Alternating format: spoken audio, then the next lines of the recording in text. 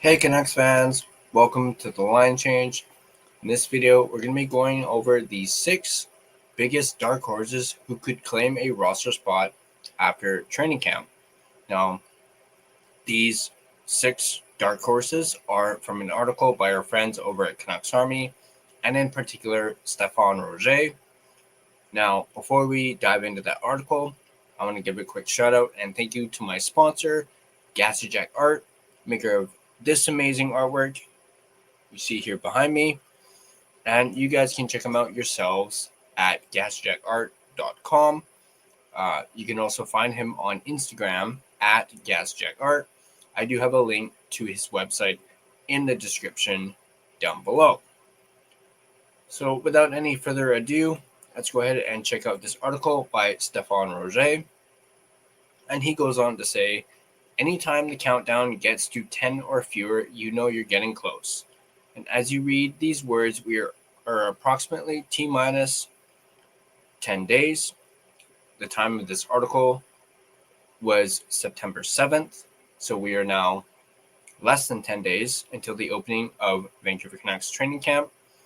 We are now a little over a week away in Penticton, BC, and thus the launch sequence of the 2025-26 NHL season. As we've spent the last month or so covering, this year's edition is set to be a particularly competitive camp with a lot on the line.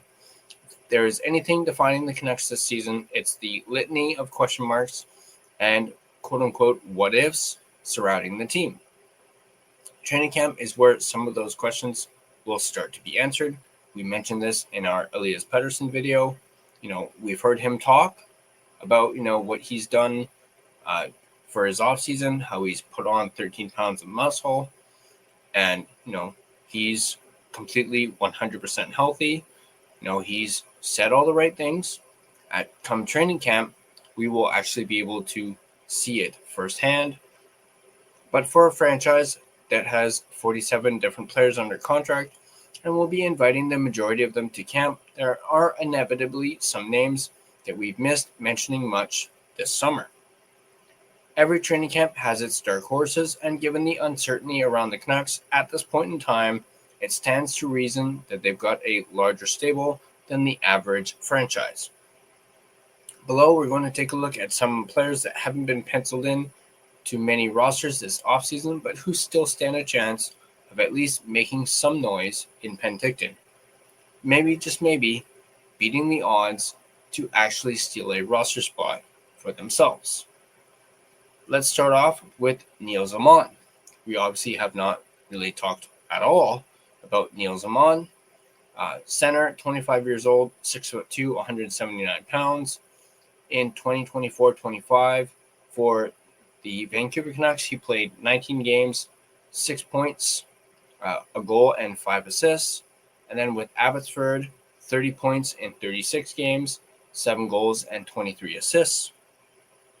If there was an annual award for most forgotten Canuck, it would be Åman's to lose.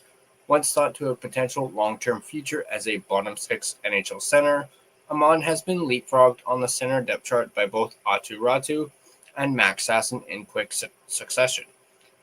And that's left him on the outside of most roster projections. Looking in, it says a lot when someone is still technically on the NHL roster from last season and is still not penciled into anyone's mock-up of next year's roster.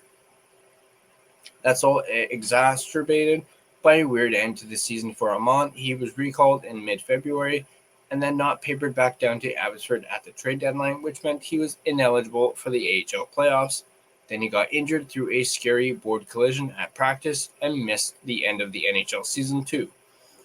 Where a lot of players in the organization were making their name with late season NHL cameos or a deep Calder Cup run, Åman was on the sidelines being forgotten about. Still, if there's one thing the Canucks aren't deep on, it's centers. And you never know what a player might accomplish in any given offseason. Åman has always had the size, the skating, and a medium amount of skill. Last year, he started to show some inklings of physicality. If he's also added some face-off ability, it's not outside the realm of possibility that he steals that 4C job away in camp, or at least comes out of it as a 13th utility forward. Next up, we have Chase Stillman, right winger, 22 years old, 6'1", 185 pounds. In the 2024-25 season with the Utica Comets and the Wilkes-Barre Penguins for the AHL, 12 points in 65 games, 4 goals, 8 assists. You will probably remember Stillman as the mostly disappointing centerpiece of the Archer Sealoff's return. Unfortunately, disappointment has been a theme for a player once selected at 29th overall, who has since topped out at 24 points in a single AHL campaign. But what Stillman has going for him is rambunctious. He's been described as hard to play against and is starting to develop a reputation as an agitator, or a rat in less polite terms. And given the success of the Florida Panthers, he might just be entering a few consecutive years of the rat around the NHL. If Stillman can get into some preseason games and then get under the skin of the opposition, that might be exactly the kind of positive attention that can get him onto the Canucks' radar for 2025-26. Even if he doesn't crack the roster right out of camp, he's battling uphill against several PPG players at the AHL level who just won a championship together. He could at least land his name higher on the recall list, particularly for games against rival teams.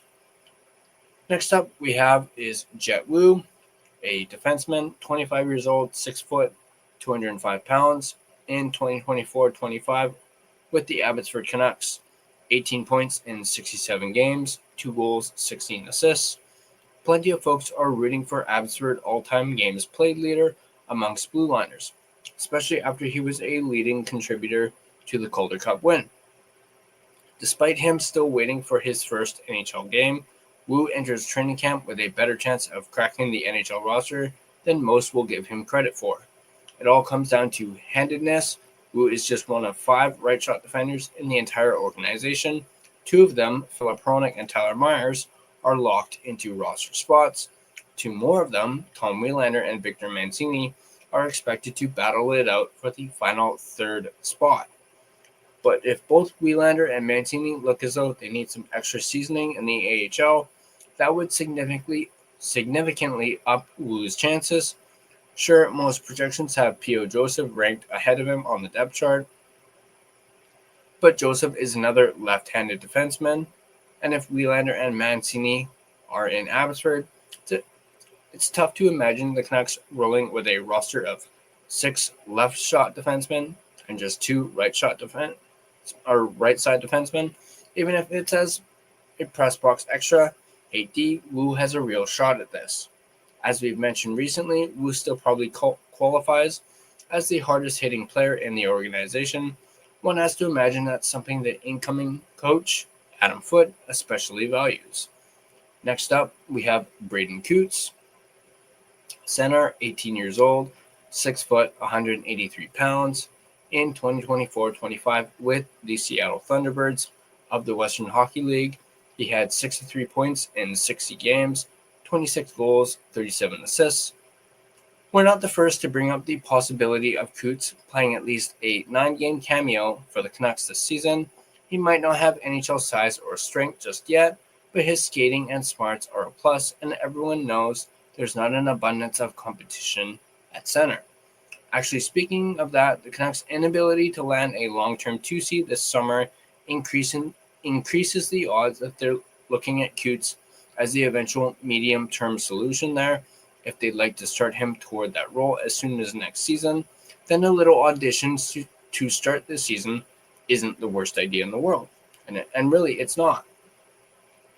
One thing working in Coots' favor, he is quite literally the only right-handed center in the entire organization. The smart money is on him returning to the WHL for one last season before the rule changes allow him to join the AHL as a 19-year-old next year. But stranger things have happened in Vancouver. Next up, we have Danila Klimovich, right wing, 22 years old, 6'2", 202 pounds, in 2024-25 with the Abbotsford Canucks. 38 points in 65 games, 25 goals, 13 assists. This was a quiet breakout campaign for Klimovich with new career highs across the board. At the same time, his still occasional healthy scratches got just as much press, and maybe that's fair. Klimovich really started getting some positive attention in the AHL playoffs, where he was still an occasional healthy scratch, but made the most of his time in the lineup with some clutch overtime winners. He remains one of the best shooters in the organization and has that intriguing blend of attitude and snarl not typically seen in a player with his profile. There are still an abundance of holes in his game, but we've talked already about the power of a single productive offseason. Maybe Klimovich has sealed up some of those deficiencies this summer. The fact that he is still exempt from waivers seriously hurts his chances of beating out some of his Abbey teammates for a spot this year, but a good showing could at least put him more on the big team's radar than he was before, and that could lead to his first NHL call-up down the line. Next up, we have Mackenzie McEachran, left winger, 31 years old, 6'2", 193 pounds. In 2024-25 with Springfield in the AHL, 32 points in 40 games, 12 goals, 20 assists. Meet your new Phil DiGiuseppe. Okay, I don't know about that. Not a whole lot of people can replace Pizza Man. PDG. Really not happy about us losing him, but that's a story for another day. If any veteran is going to come out of nowhere and challenge for a spot in camp, as DiGiuseppe made a habit of doing the past several seasons, it's probably McEachran. He's a 31-year-old veteran of 123 NHL games and several hundred in the minors. He played on the 2018-2019 Cup-winning St. Louis Blues roster as a rookie, though not in the playoffs, and has bounced back and forth between the NHL and AHL ever since. Like DiGiuseppe, McEachran is someone who came up as a skilled draftee and then had to develop his game into that of a hard-working grinder. He's earned plenty of accolades for his work ethic and for being a highly coachable player. Sounds like the exact sort of player who might win the hearts of Foot and company in camp, and someone who might give the established crew in Abbotsford more of a run for their money than most are expecting. So that is interesting. He was a part of the 2018-2019 Cup-winning St. Louis Blues roster. Didn't we just have a guy like that?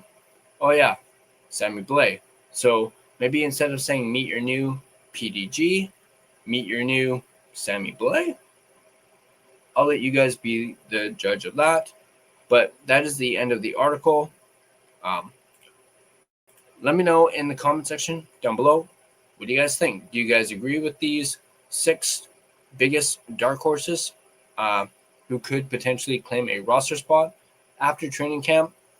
Do you guys have different names that could be dark horses who could claim a roster spot after training camp? Go ahead and let me know in the comment section down below. And as always, if you guys like this video, be sure to hit that like button. And if you want to stay up to date on all your Vancouver Canucks content, be sure to smash that subscribe button and turn on your notifications so don't miss a single video. You can find us on social media, as you can see there. We're on Facebook, Instagram, X, as well as TikTok. Feel free to give us a follow on all of our social media platforms. And if you prefer an audio version of this podcast, you can find us on both Spotify and Apple Podcasts. On Spotify, feel free to give us a follow, as well as rate and review us. It is, of course, greatly appreciated. And it really helps out the podcast as well. But that's going to do it for this video. As always, let's go Canucks. And I'll see you guys in the next video.